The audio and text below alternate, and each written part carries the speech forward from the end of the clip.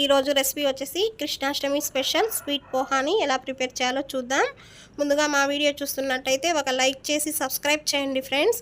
ఒక బౌల్ తీసుకొని ఒక కప్పు అటుకులు వేసుకొని వాటర్ పోసుకొని బాగా వాష్ చేసుకోవాలి. అటుకులు అనేవి నానబెట్టకూడదండి. అప్పటికప్పుడే ఇలాంటి హోల్స్ ఉన్న గిన్నెలో వేసుకొని తడి ఆరేంత వరకు ఉంచుకోవాలి.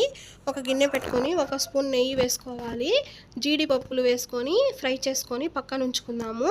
అదే గిన్నెలో ఒక గంట వరకు బెల్లాన్ని వేసుకొని కొంచెం వాటర్ పోసుకొని బెల్లం అనేది కరిగేంత వరకు కరిగించుకోవాలి. పచ్చి కొబ్బరిని కూడా ఒక 2-3 స్పూన్లు వేసుకొని కలుపుకోవాలి. మనం ముందుగా ప్రిపేర్ చేసుకున్న పోహాని వేసేసి ఈ బెల్లం పాకం అనేది ఈ అటుకులకి పట్టేంత వరకు కలుపుకోవాలండి. ఇప్పుడు కొంచెం ఇలాచీ పౌడర్ని వేసుకొని మళ్ళీ ఒకసారి కలుపుకొని మనం ముందుగా వేయించుకున్న జీడిపప్పులను వేసేస్తే స్వీట్ పోహా అనేది రెడీ అండి. నచ్చితే లైక్ చేసి షేర్ చేసి సబ్స్క్రైబ్